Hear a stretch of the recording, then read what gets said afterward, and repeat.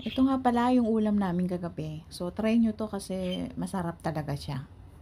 So, meron tayong beef giniling and pork giniling. Paghahaluin lang natin. At kasama ko si Sora na nagbo-voice over. So, ayan si Sora pa iyak-iyak din. So, ayan. At pagkatapos, ayan, hiwain natin yung sibuyas. So, mas maraming sibuyas, mas masarap. So, ayan lang ang ginawa ko. Maliliit na hiwa. So, syempre, after nyan, ay dinagdag ko na yung beef na sinabi ko na dadagdagan ko pa siya. So, ayan. At pagkatapos, nilagay ko na yung sibuyas. Kung mas maraming sibuyas, mas mainam. Ayan, yung aking dindurog na paminta at tapos asin. So, ayan. May oyster sauce din na tayong nilagay at Worcestershire sauce. So, ayan, may toyo. Tiko konti lang. Tapos, konting asukal and then hinalo ko na.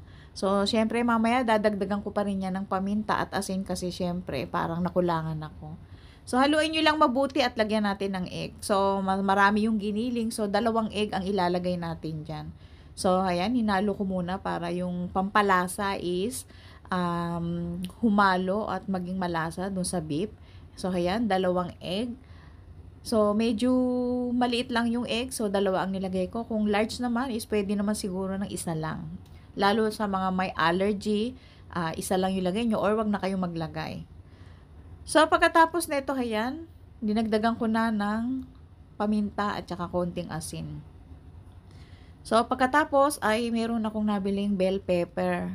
So, ayan, tingnan natin. Hindi, ayan, hihiwain lang natin yan and then, ayan, sa gitna lang natin siya hiniwa and then aalisin lang naman natin yung buto. Siguro madali lang yan. Napakadali lang naman. At simpleng-simple lang yung ating mga ingredients. Nasa Pinas din lahat yon. So, ayan ang ating bell pepper. So, green ang ginamit ko kasi malutong yung green dito. Mas malutong siya kaysa dun sa red and yellow. So, ayan. Hinugasan ko muna kasi may mga buto sa loob. So, ayan. Linisin yung mabuti. And then, pagkatapos niyan is tapos na. So, ayan na mga kaakja at pagkatapos ay ilagay natin siya sa paper cloth or sa cloth kasi may mga tissue or paper na ginagamit. Patiyuin lang natin konti. Ayan. So, ayan. Pagka natiyo na siya, ay magre-ready naman tayo ng cornstarch or flour. Kung alin dyan pwede, kung alin yung meron kayo, is pwede. So, ayan. At nilagay lang natin yung mga bell pepper doon sa ating cornstarch or harina. So, ayan. Kumbaga, binudbudan natin. So, ayan yung finish. And then, pagkatapos niyan, yung ating tinimpla kanina na beef and pork ay lagyan natin doon sa loob ng bell pepper. So, ayan lang. Di ba? Napakadali. Tapos, ayan. Siniksik ko siya kasi mas maraming karne sa loob. Mas masarap. So, ayan. Kaya ko lang, ang purpose naman nung harina is para hindi mahulog yung karne. Kumbaga, para kumapit yung karne doon sa bell pepper.